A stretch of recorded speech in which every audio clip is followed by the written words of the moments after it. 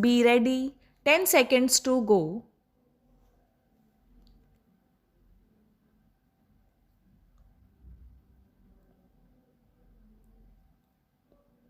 Start. Honorable Speaker, I rise to present the budget for the year 2020-21.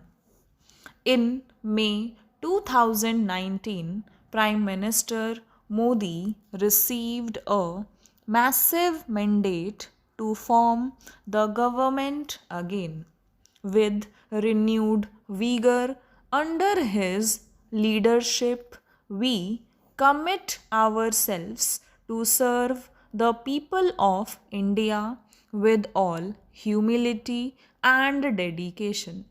People of India have unequivocally given their verdict for not just political stability and also reposed faith in our economic policies.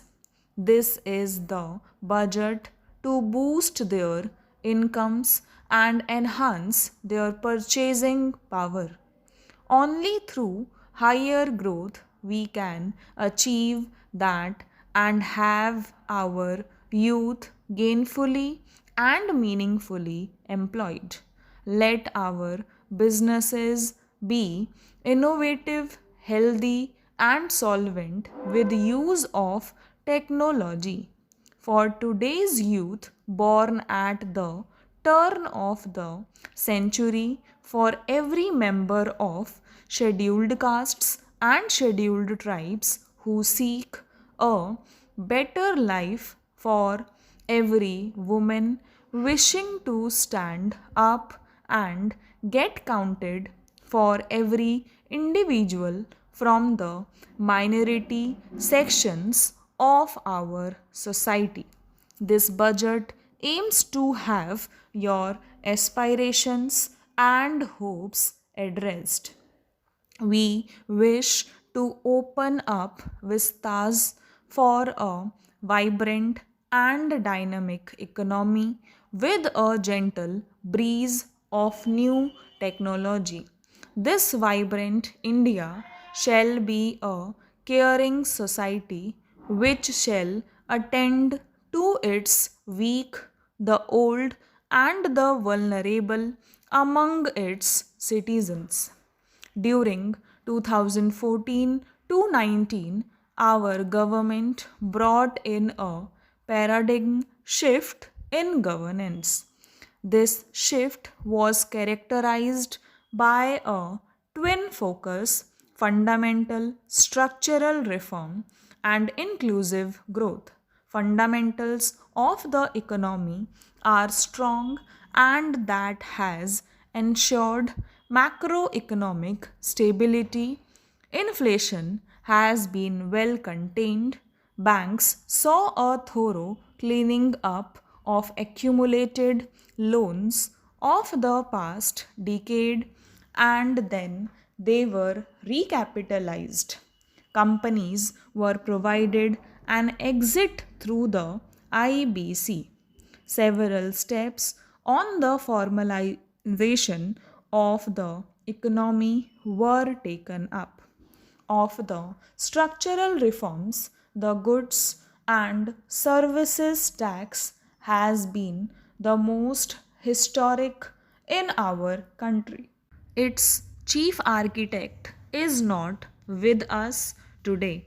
I pay homage to the visionary leader, late Shri Arun Jaitley ji. At the time of rollout of GST, he had said, and I quote, "It will be an India where the center and states will work harmoniously towards the common goal of shared prosperity." The unanimity of the constitutional amendment and the consensus of the GST Council highlights that India can rise above narrow politics for the nation's interest. With the GST, country's interests are strengthened.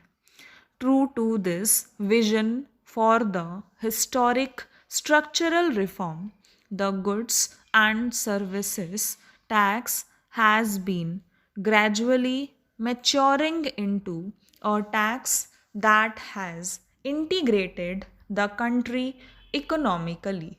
It has consolidated numerous taxes and cesses to one tax and facilitated formalization of economy. It has resulted in the efficiency gains in logistic and transport sectors.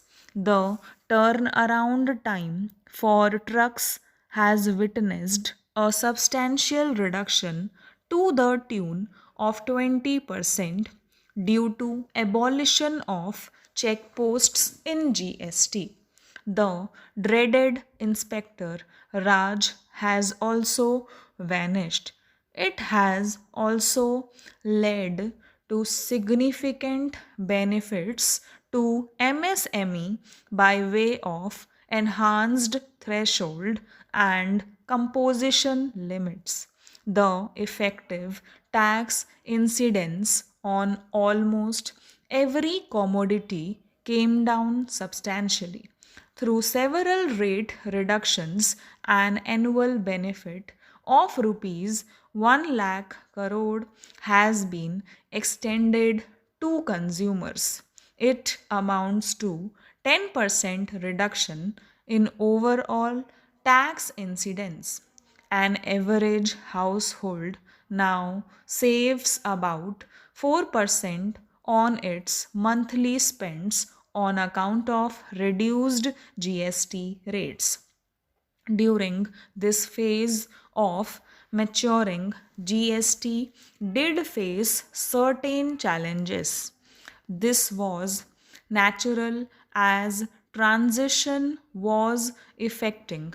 GST Council has been proactive in resolving issues during transition.